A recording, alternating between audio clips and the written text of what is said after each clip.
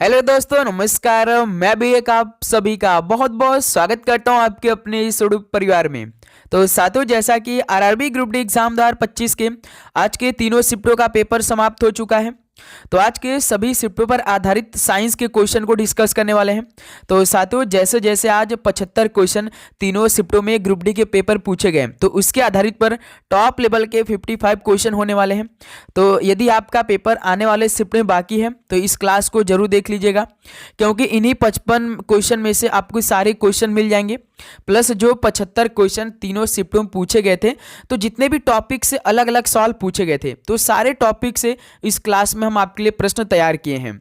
तो इस क्लास के सारे क्वेश्चन आप जरूर से जरूर तैयार कर लेंगे अपने शिफ्ट से पहले, काफ़ी आपको फायदा मिल जाएगा। प्लस इस क्लास से आपको रियल क्वेश्चन का आइडिया मिल जाएगा। बहुत क्वेश्चन तो आपको बिल्कुल रियल देखने को मिलेगा इस क्लास में, जो आज के 75 क्वेश्चन आपके कंप्लीट हुए हैं 1 दिसंबर के तीनों शिफ्टों में। तो यहाँ से 2 से लेकर लगातार 16 जनवरी तक पेपर होने वाला है, एक भी दिन का गैप नहीं होने वाला है। तो आपका किस डेट को एग्जाम होने वाला है कमेंट करके जरूर बता दीजिएगा, क्योंकि आपके लिए क्लास प्रोवाइड करना है। ओके, तो चलिए दोस्त, इस क्लास को स्टार्ट करते हैं। तो देखिए, आज का पहला प्रश्न क्या पूछा था। ईस्ट तथा मशरूम किस जगत के जीवों के उदाहरण है। ईस्ट तथा मशरूम किस जगत के जीवों के उदाहरण है। तो ये फंजाई जगत के जीवों के उदाहरण है। तो पहले का ऑप्शन बिल्कुल राइट आंसर हो जाएंगे। अगला सवाल कॉल करिएगा, क्वेश्चन नंबर 2। गोल्जी का में परिपक्व भाग किसमें होता है। गोल्जी का में परिपक्व भाग किसमें होता है। तो अवतल होता है। तो बी ऑप्शन यहां से बिल्कुल राइट आंसर हो जाएंगे। अगला सवाल कॉल करिएगा, क्वेश्चन नंबर 3। जीवाणु कशाभिका के सबसे लंबे भाग की पहचान कीजिए। जीवाणु कशाभिका के सबसे लंबे भाग की पहचान करना है। तो याद रखिएगा फिलामेंट है। डी ऑप्शन बिल्कुल राइट आंसर हो जाएंगे। नेक्स्ट अगला सवाल को देखते हैं, क्या पूछा था आज भाई। पक्सिनिया एक परजीवी है, बताइए। पक्सिनिया एक परजीवी है तो कैसी है। तो कवक है। डी ऑप्शन बिल्कुल राइट आंसर हो जाएंगे। नेक्स्ट अगला सवाल कॉल करिएगा, क्वेश्चन नंबर 5।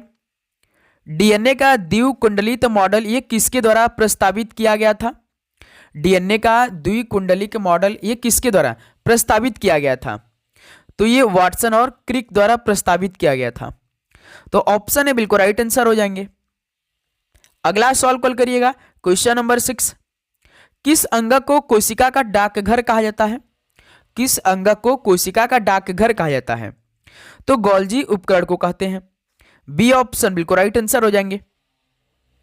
अगला सवाल कॉल करिए, क्वेश्चन नंबर 7। फियोफाइसी कुल के सदस्यों का सामान्य नाम क्या है। फियोफाइसी कुल के सदस्यों का सामान्य नाम क्या है। तो याद रखिएगा भूरे सवाल हैं। ऑप्शन सी बिल्कुल राइट आंसर हो जाएंगे। तो देखिए, क्लास में हम ज़्यादा समय वेस्ट नहीं करेंगे, केवल हम प्रश्नों को देखने वाले हैं। तो भाई आप हर एक क्वेश्चन को तैयार कर लीजिएगा अपने पेपर से पहले। ओके, देखिए, किस सूक्ष्म पोषक तत्वों को मिट्टी द्वारा पौधों की आपूर्ति की जाती है। तो किस सूक्ष्म पोषक तत्वों को मिट्टी द्वारा पौधों की आपूर्ति की जाती है। तो ये की जाती है जिंक द्वारा। ऑप्शन सी जिंक बिल्कुल राइट आंसर हो जाएंगे। अगला सवाल कॉल करिए, क्वेश्चन नंबर 9। तने के उस भाग को क्या कहा जाता है जहां पत्ता उत्पन्न होती है। तने को उस भाग को क्या कहा जाता है जहां पत्ता उत्पन्न होती है। तो आसंधि को बोलते हैं। बी ऑप्शन आसंधि बिल्कुल राइट आंसर हो जाएंगे। अगला सवाल कॉल करिएगा, क्वेश्चन नंबर 10। मांस और मार्केंसिया निम्नलिखित में से किसके अंतर्गत आते हैं। तो साथियों, मांस और मार्केंसिया ये किसके अंतर्गत आते हैं। तो ये ब्रायोफाइटा के अंतर्गत आते हैं। डी ऑप्शन बिल्कुल राइट आंसर हो जाएंगे। चलिए अगला सवाल कॉल करिएगा, क्वेश्चन नंबर। तो साथियों, आगे बढ़ने से पहले आप सभी लोगों के लिए एक बहुत ही जबरदस्त तरीके से पीडीएफ बनाया गया है। जैसे साथी जीएस करंट, जो आपके पेपर में 20 क्वेश्चन पूछे रहे जीएस और करंट अफेयर से, यदि आप इस पीडीएफ को पढ़ लेते हैं तो समझिए करंट अफेयर का 20 में से 20 क्वेश्चन सही कर सकते हैं। हर एक टॉपिक से जितने भी आपके सवाल पूछे रहे हैं इसी पीडीएफ से पूछे जा रहे हैं। एक भी क्वेश्चन आपका बाहर नहीं जाएगा। रीजनिंग की तो बात ही छोड़ दीजिए, आपका 30 में से 30 हो जाएगा। प्लस साइंस से हम साइंस का पीडीएफ आप लोगों के लिए अलग से प्रोवाइड कर रहे हैं। तो ये पीडीएफ केवल 50 रुपये का होने वाला है। इस नंबर पे आप मैसेज कर आप पीडीएफ को प्राप्त कर सकते हैं। केवल मैसेज करिएगा, आपको ये पीडीएफ प्रोवाइड कर दिया जाएगा। ओके, चलिए यदि आपके पास टाइम कम है तो एक नज़र में इस पीडीएफ को जरूर पढ़ के जाइएगा। साइंस हो चाहे जीएस हो चाहे रीजनिंग है, देखकर आप जरूर जाइएगा, काफ़ी आपको बेनिफिट होने वाला है। देखिए क्वेश्चन नंबर 11, सिर्फ पादप कोशिका में पाया जाता है, तो इनमें से कौन सिर्फ पादप कोशिका में पाया जाता है? तो प्लास्टिड है जो कि सिर्फ पादप कोशिका में पाया जाता है। डी ऑप्शन राइट आंसर हो जाएंगे। अगला सवाल कॉल करिए क्वेश्चन नंबर 12, एजोला क्या होता है? तो एजोला क्या होता है? तो फर्न होता है। ऑप्शन ए बिल्कुल राइट आंसर हो जाएंगे। अगला सवाल कॉल करिए क्वेश्चन नंबर 13, घ्राण तंत्र हमारे शरीर के किस भाग में स्थित है?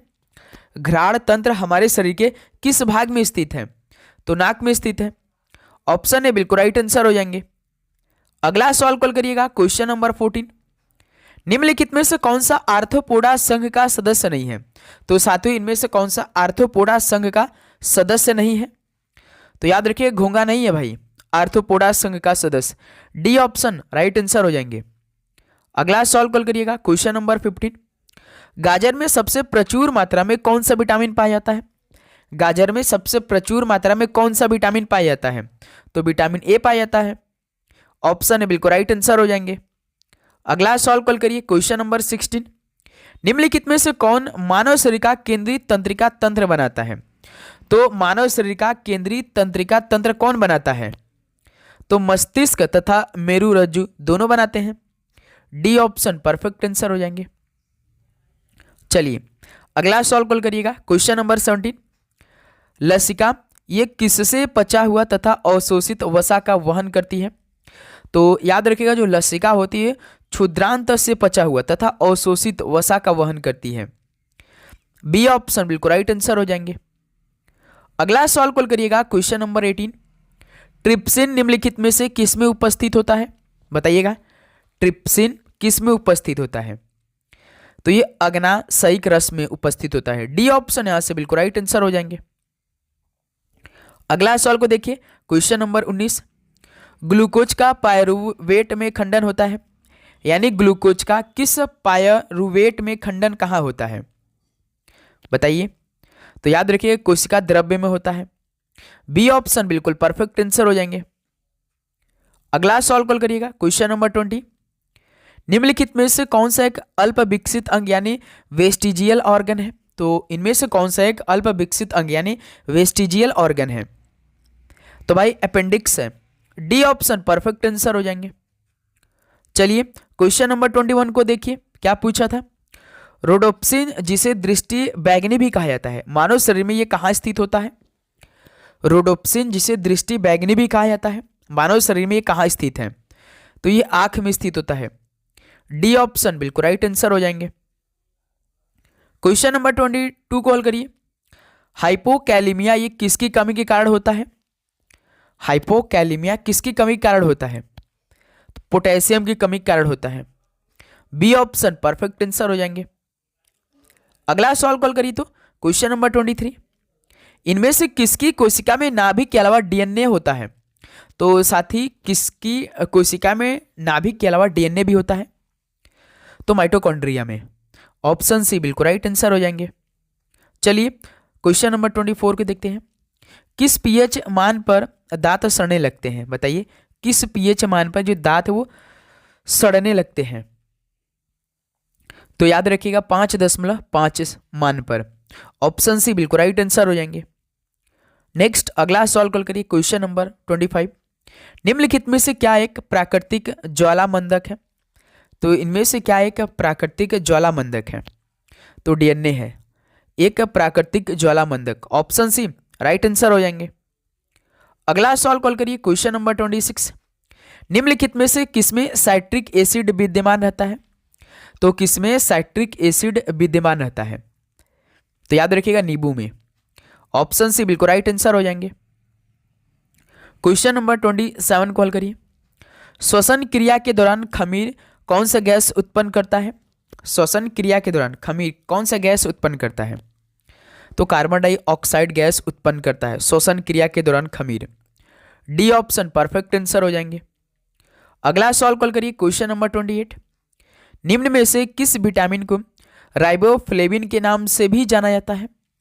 तो साथियों किस विटामिन को राइबोफ्लेविन के नाम से भी जाना जाता है? तो विटामिन B2 को। ऑप्शन ए बिल्कुल राइट आंसर हो जाएंगे। अगला सवाल कॉल करिए, क्वेश्चन नंबर 29। मानव की आहार नाल में बिजली कहाँ पाई जाती है? मानव की आहार नाल में बिजली कहाँ पाई जाती है? तो छोटी आंत में पाई जाती है। डी ऑप्शन बिल्कुल राइट आंसर हो जाएंगे। अगला सवाल कॉल करिए, क्वेश्चन नंबर 30। निम्नलिखित किन कणों में कणीय तरंग की द्विव प्रकृति पाई जाती है? तो बताइए किन कणों में कणीय तरंग की द्विव प्रकृति पाई जाती है? तो इलेक्ट्रॉन में। ऑप्शन ए बिल्कुल राइट आंसर हो जाएंगे। ओके, चलिए भाई, तो देख सकते हैं साथी कैसे कैसे सवाल पूछे गए थे। और आप भाई यदि पेपर देने जा रहे हैं तो बिल्कुल साइंस का बेसिक से बेसिक क्वेश्चन तैयार करके जाइए, क्योंकि इस बार ग्रुप डी के पेपर में बहुत ही बेसिक लेवल के क्वेश्चन आ रहे हैं।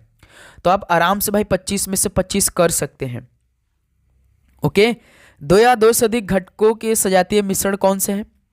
दो या दो से अधिक घटकों के सजातीय मिश्रण क्या है इनमें से? तो विलियन है। बी ऑप्शन बिल्कुल राइट आंसर हो जाएंगे। अगला सवाल कॉल करिए, क्वेश्चन नंबर 32। अम्लीय पदार्थों का पीएच मान क्या होता है, यानी कितने से कम होता है अम्लीय पदार्थों का पीएच मान? तो 7 से कम होता है। डी ऑप्शन परफेक्ट आंसर हो जाएंगे।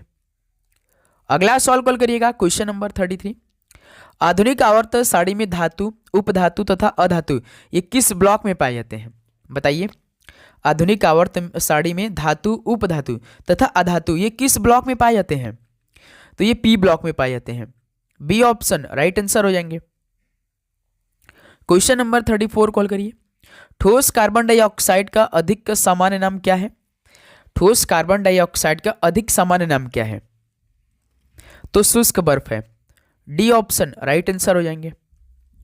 चलिए क्वेश्चन नंबर 35 कॉल करिए, आवर्त सारणी के उस समूह की पहचान करें जिसे लोहा संबंधित है। तो बताइए आवर्त सारणी का उस समूह कौन सा है जिससे लोहा संबंधित होता है? तो समूह 8 है। ऑप्शन है बिल्कुल राइट आंसर हो जाएंगे। चलिए क्वेश्चन नंबर 36 कॉल करिए, आवर्त सारणी में अधातुओं का स्थान क्या होता है? आवर्त सारणी में अधातुओं का स्थान कौन सा होता है? तो दाईं तरफ होता है, यानी राइट साइड होता है। बी ऑप्शन यहां से राइट आंसर हो जाएंगे। चलिए क्वेश्चन नंबर 37 कॉल करिए, सभी एसिड धातुओं के साथ अभिक्रिया पर कौन सा गैस उत्पन्न करते हैं? तो साथियों सभी एसिड धातुओं के साथ अभिक्रिया पर कौन से गैस उत्पन्न करते हैं? तो हाइड्रोजन गैस उत्पन्न करते हैं। ऑप्शन है बिल्कुल राइट आंसर हो जाएंगे। चलिए क्वेश्चन नंबर 38 कॉल करिए, कैल्शियम मैग्नीशियम सिलिकेट का सामान्य नाम क्या है? कैल्शियम मैग्नीशियम सिलिकेट का सामान्य नाम क्या होता है? तो एस्बेस्टस होता है। ऑप्शन से यहां से बिल्कुल राइट आंसर हो जाएंगे। चलिए क्वेश्चन नंबर 39 कॉल करिए, सेब में निम्नलिखित में से कौन सा एसिड पाया जाता है? सेब में कौन सा एसिड पाया जाता है? तो मैलिक एसिड पाया जाता है। ऑप्शन यहां से राइट आंसर हो जाएंगे। चलिए क्वेश्चन नंबर 40 को हल करिए, पके केले में पाया जाने वाला प्रमुख अम्ल कौन सा है? पके केले में पाया जाने वाला प्रमुख अम्ल कौन सा है? तो मैलिक अम्ल है। ऑप्शन से यहां से राइट आंसर हो जाएंगे। अगला सवाल कॉल करिएगा, क्वेश्चन नंबर 41, किस समूह को पहले पैराफिन नाम दिया गया था? तो साथियों किस समूह के पहले पैराफिन नाम दिया गया था? तो याद रखिएगा एल्केन को दिया गया था। ठीक है, बी ऑप्शन यहां से राइट आंसर हो जाएंगे। तो साथियों आप चैनल पर नए तो जरूर सब्सक्राइब कर लीजिएगा, प्लस नोटिफिकेशन को ऑन करिएगा, क्योंकि हमें पूरे आपके ग्रुप डी के जितने भी दिन एग्जाम चलने वाले, यहाँ से 1.5 महीने लगातार एग्जाम होगा, तो पूरे 1.5 महीने आपको पूरा पेपर का हल देना है शाम में। तो इसलिए नोटिफिकेशन को भी ऑन करके रखिएगा। जल में घुलनशील क्षार को क्या कहते हैं? जल में घुलनशील क्षार को क्या बोलते हैं? तो भाई एल्कली बोलते हैं। ऑप्शन है, आज से बिल्कुल राइट आंसर हो जाएंगे। क्वेश्चन नंबर 43 कॉल करिए, दूरी समय आलेख का ढाल ये क्या प्रदर्शित करता है? दूरी समय आलेख का ढाल ये क्या प्रदर्शित करता है? तो चाल प्रदर्शित करता है। डी ऑप्शन यहां से राइट आंसर हो जाएंगे। क्वेश्चन नंबर 44 कॉल करिए, गति समीकरण v बराबर u प्लस एटी में u को प्रदर्शित करता है, यानी u का मतलब क्या होता है? v जो बराबर u प्लस एटी होता है। तो u का मतलब होता है मेरे दोस्त याद रखिए प्रारंभिक वेग। ऑप्शन यहां से बिल्कुल राइट आंसर हो जाएंगे। ओके, यानी फाइनल आपका इनिशियल वेलोसिटी। ठीक है, क्वेश्चन नंबर 45 देखिए, जब किसी वस्तु को तरल में रखा जाता है तो उस पर ऊपर की ओर बल लगता है, जिसे कौन सा बल कहते हैं? जब किसी वस्तु को तरल में रखा जाता है तो उस पर ऊपर की ओर बल लगता है, जिसे कौन से बल कहते हैं? तो उत्प्लावन बल कहते हैं। डी ऑप्शन है राइट आंसर हो जाएंगे। क्वेश्चन नंबर 46 कॉल करिए। घोड़ा गाड़ी की गति भौतिक शास्त्र के किस सिद्धांत का उदाहरण है? बताइए, घोड़ा गाड़ी की गति भौतिक शास्त्र के किस सिद्धांत का उदाहरण है? तो ये न्यूटन के तीसरे नियम का है एग्जाम्पल। ऑप्शन है राइट आंसर हो जाएंगे। क्वेश्चन नंबर 47 कॉल करिए। संवेग यानी मोमेंटम का एसआई मात्रक क्या होता है? तो P बराबर mv होता है, तो इसे आप एसआई मात्रक बता सकते हैं, तो kg मीटर प्रति सेकेंड हो जाएगा। बी ऑप्शन राइट आंसर हो जाएंगे। क्वेश्चन नंबर 48 कॉल करिए। न्यूटन का निम्नलिखित में से कौन सा नियम बल की परिमाणात्मक परिभाषा देता है? बताइए, न्यूटन का कौन सा नियम बल की परिमाणात्मक परिभाषा देता है? तो गति का दूसरा नियम देता है। बी ऑप्शन है राइट आंसर हो जाएंगे। अगला सवाल कॉल करिए। Question number 49। दो बिंदुओं के बीच विभवांतर ज्ञात करने के लिए सही सूत्र की पहचान करिए। सवाल पूछे जा रहे हैं, दो बिंदुओं के बीच विभवांतर ज्ञात करने के लिए सही सूत्र कौन सा है? तो V बराबर W/Q होता है, तो इस सवाल का डी ऑप्शन परफेक्ट आंसर हो जाएंगे। चलिए क्वेश्चन नंबर 50 कॉल करिए। दिया गया समीकरण संबंध का वर्णन करता है यस बराबर UT plus half eighty square का मतलब बताइए। ये कौन सा समीकरण संबंध को दर्शा रहा है भाई? यस बराबर UT plus half eighty square, तो स्थिति समय को ये वर्णन करता है। ऑप्शन है परफेक्ट आंसर हो जाएंगे। क्वेश्चन नंबर 51 कॉल करिए। 20 हर्ट्ज से कम आवृत्ति की ध्वनियों को क्या कहते हैं? 20 HZ से कम आवृत्ति की ध्वनियों को क्या बोलते हैं? तो अश्रव्य ध्वनि कहते हैं। ऑप्शन है बिल्कुल राइट आंसर हो जाएंगे। अगला सवाल कॉल करिए। Question number 52। वाष्पीकरण और द्रवण की संयुक्त प्रक्रिया को क्या कहा जाता है? वाष्पीकरण और द्रवण की संयुक्त प्रक्रिया को क्या बोलते हैं? तो आसवनीकरण बोलते हैं। ऑप्शन सी यहां से बिल्कुल राइट आंसर हो जाएंगे। चलिए क्वेश्चन नंबर 53 को हल करिए। किस दर्पण में प्रतिबिंब आभासी सीधी तथा बिंदु के साइज की बनती है? तो साथियों, किस दर्पण में प्रतिबिंब आभासी सीधी तथा बिंदु के साइज की बनती है? तो उत्तल दर्पण में। बी ऑप्शन यहां से बिल्कुल राइट आंसर हो जाएंगे। क्वेश्चन नंबर 54 को हल करिए। प्रकाशिकी में किसी पदार्थ का अपवर्तनांक सूत्र n बराबर c/v से दर्शाया जाता है, तो जहां पर c क्या होता है भाई? बताइए, प्रकाशिकी में किसी पदार्थ का अपवर्तनांक सूत्र n बराबर c/v से है, तो c का मतलब क्या होता है? तो c का मतलब होता है कि निर्वात में प्रकाश की गति है। डी ऑप्शन परफेक्ट आंसर हो जाएंगे। चलिए लास्ट क्वेश्चन को हल करिए। तो यदि u वस्तु दूरी है, v प्रतिबिंब दूरी है और f गोलीय दर्पण की फोकल लंबाई है, तो दर्पण सूत्र के लिए निम्नलिखित में से कौन सा सही व्यंजक है? बताइए, यदि u वस्तु दूरी है, v प्रतिबिंब दूरी है और f गोलीय दर्पण की फोकल लंबाई है, तो दर्पण सूत्र के लिए कौन सा सही व्यंजक है? तो भाई 1/f बराबर फॉर्मूला क्या होता है? 1/v plus 1/u। सिंपल सा, तो देख लीजिए ऐसा कौन सा भाई है? 1/v प्लस 1 माइनस यहाँ पे देखिए 1/v माइनस 1/u माइनस नहीं प्लस, देखिए ये सी ऑप्शन। सी ऑप्शन देखिए बिल्कुल परफेक्ट है। तो दोस्त मेरे यहाँ आपका सी ऑप्शन राइट आंसर हो जाएंगे। तो साथियों, यह आपका टोटल 55 क्वेश्चन आज के तीनों शिफ्टों में प्लस 75 क्वेश्चन के आधारित पर कंप्लीट हो चुका है। तो जिनका कल पेपर है भाई, इन सारे क्वेश्चन को तैयार करिए, प्लस आप लोग अपना एग्जाम डेट जरूर बताइएगा। और जो हमने आपको PDF प्रोवाइड करने के लिए बोला, उस नंबर पे आप मैसेज करके जरूर इस PDF को प्राप्त कर लीजिएगा। चाहे आप दिल्ली पुलिस का एग्जाम देने वाले हैं ना, तो वो PDF आपको बहुत काम करने वाला है। ओके, तो चलिए दोस्त, इस क्लास को यहीं पे समाप्त करते हैं। तो आप सभी को एग्जाम के लिए बेस्ट ऑफ लक, और आप चैनल को सब्सक्राइब भी कर लीजिएगा, नोटिफिकेशन को भी ऑन कर लीजिएगा। ओके, तो मिलते हैं साथ ही एक और नए क्लास में। तो सभी को जय हिंद, जय भारत, पढ़ाई करते रहिए। ऑल द वेरी बेस्ट, धन्यवाद।